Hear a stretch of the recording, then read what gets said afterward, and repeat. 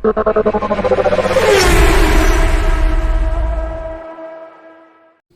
मुख्यमंत्री का कानपुर दौरा। डिप्टी सीएम श्री ब्रजेश पाठक जी की कानपुर में प्रेस कॉन्फ्रेंस। सौरभ अवस्थी की खास रिपोर्ट। सब कानपुर महानगर में पूज्य डॉक्टर श्यामा प्रसाद मुखर्जी जी के व्यक्तित्व और कृतित्व पर संगोष्ठी आयोजित है, उसमें हम सब प्रतिभाग करने के लिए यहाँ आए हैं। हम सब जानते हैं कि इस देश के अंदर पंडित श्यामा प्रसाद मुखर्जी जी ने अपना पूरा जीवन भारत माता को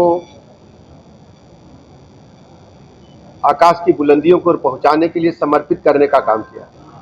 पंडित श्यामा प्रसाद मुखर्जी जी का मानना था कि जम्मू कश्मीर को जो विशेष राज्य का दर्जा दिया गया है धारा 370 के माध्यम से, उसे समाप्त किया जाना चाहिए, क्योंकि जो नागरिक अधिकार हैं वो वहां पर पूरे देश के नागरिकों से भिन्न है। वहां पर 2 झंडे फहराए जाते थे, वहां का संविधान में अलग से व्यवस्था थी, वहां की विधानसभा 6 वर्ष की थी, पूरे देश की 5 वर्ष की थी। पूरे देश के लिए जो नागरिक सुविधाएं भारत सरकार से दी जाती थी वो जम्मू कश्मीर में लागू नहीं हो सकती थी। पंडित श्यामा प्रसाद मुखर्जी जी ने इसके लिए पूरा जीवन बलिदान करने का काम किया। आप सबको पता है कि आज माननीय प्रधानमंत्री नरेंद्र मोदी जी के नेतृत्व में जम्मू कश्मीर भारत का अभिन्न अंग था और रहेगा। धारा 370 पूरी तरह से निष्प्रभावी हो चुकी है।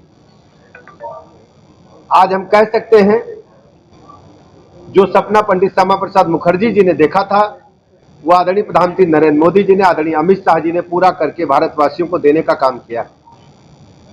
ऐसे महापुरुष के बलिदान दिवस से लेकर के और उनकी जन्म जयंती तक भारतीय जनता पार्टी ने तय किया है कि हम हर जिला मुख्यालय पर एक संगोष्ठी का आयोजन करेंगे।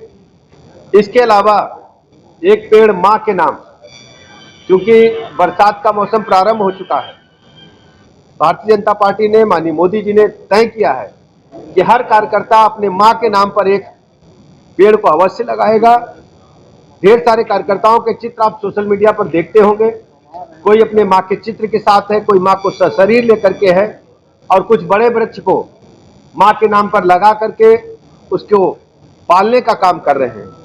ऐसे अवसर पर मैं अपने पत्रकार मित्रों का बहुत बहुत धन्यवाद ज्ञापित करता हूं कि आपने श्यामा प्रसाद मुखर्जी जी के बलिदान दिवस पर, उनके कृतित्व और व्यक्तित्व पर आयोजित इस संगोष्ठी में प्रतिभाग करके इस कार्यक्रम को सफल बनाने का काम किया।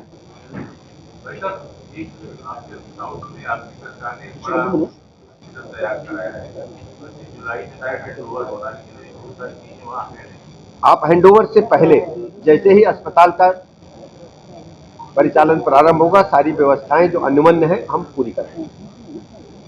अयोध्या के जो सांसद है उनको अखिलेश यादव अयोध्या के राजा के नाम से पुकार हैं। तमाम नेताओं की प्रतिक्रिया। देखिए ये आज हम जहां बैठे हैं ये पंडित श्यामा प्रसाद मुखर्जी जी के व्यक्तित्व और कृतित्व पर आयोजित संगोष्ठी है और उत्तर प्रदेश सरकार ने तय किया है कि पूरे प्रदेश में हम संचारी रोग अभियान चलाएंगे।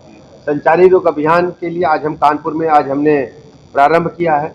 इस अभियान के माध्यम से मच्छर जनित रोगों पर हम रोकथाम लगा पाए हैं और 2017 के बाद से जब से हमारी सरकार बनी है इंसेफ्लाइटिस, डेंगू, मलेरिया जैसे जो बीमारियां हैं जो उनको हम रोक पाए हैं।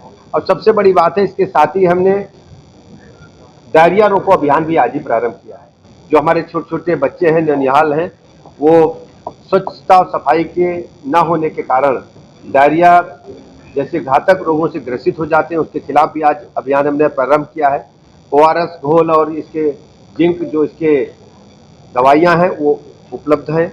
लगातार इस दिशा में हम सब काम कर रहे हैं। 13 विभागों के समन्वय के साथ भी आज कार्यक्रम को हमने स्वास्थ्य विभाग के माध्यम से प्रारंभ किया। आम चुनाव के बाद एक चर्चा जोर से उठी थी कि बीजेपी कार्यकर्ताओं का कहना था कि हमारी पुलिस प्रशासन सुन नहीं रहा। ऐसे में एक बार फिर भाजपा में कानपुर साउथ में ही एक बीजेपी कार्यकर्ता पर मुकदमा दर्ज मुझे कल पता चला है और कल हमने CP महोदय से बात किया था और इस प्रकार की जो कार्यकर्ताओं के मान सम्मान से हम बिल्कुल समझौता नहीं करेंगे।